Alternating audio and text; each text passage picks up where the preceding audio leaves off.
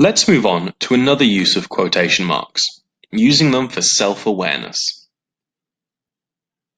Sometimes we place quotation marks around a phrase that we know isn't standard English, or that hasn't been widely accepted and integrated into everyday language just yet. Here we have the US fiscal cliff. This phrase was coined fairly recently during budget talks in the USA. It's concerned with a particularly dangerous outcome of economic policy. Culturally, it's a relatively new phrase, and as such, it's an appropriate time to use quotation marks. Even with phrases that have been around longer and are more embedded in English, are still good examples of when to use quotation marks. The team took a timeout.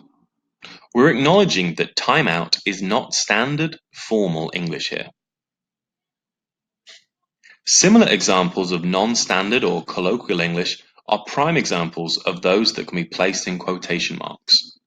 It was a slam dunk case. Again, in this example, the decision was a no-brainer.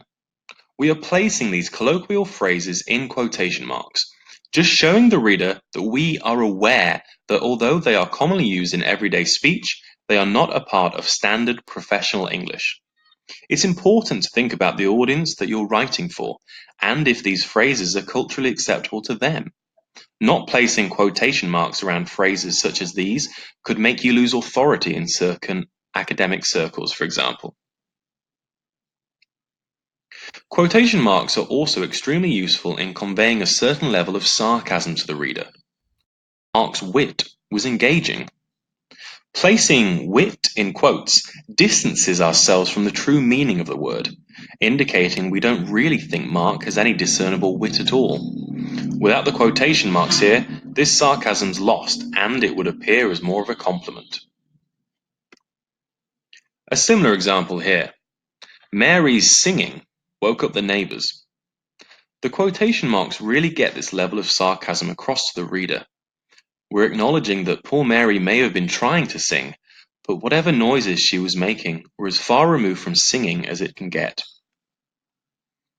Quotes are also fantastic ways to show skepticism and doubt about an idea. Excitement over the breakthrough in negotiations over Greece's sovereign debt lasted barely a week.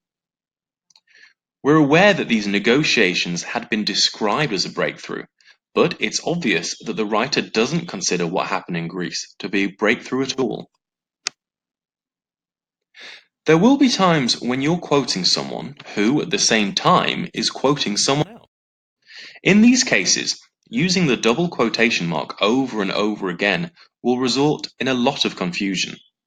As such, the best thing to do here is to start your quote as normal with a double quotation mark, and then surround their quote with single quotation marks, closing the overall quote again with the double mark.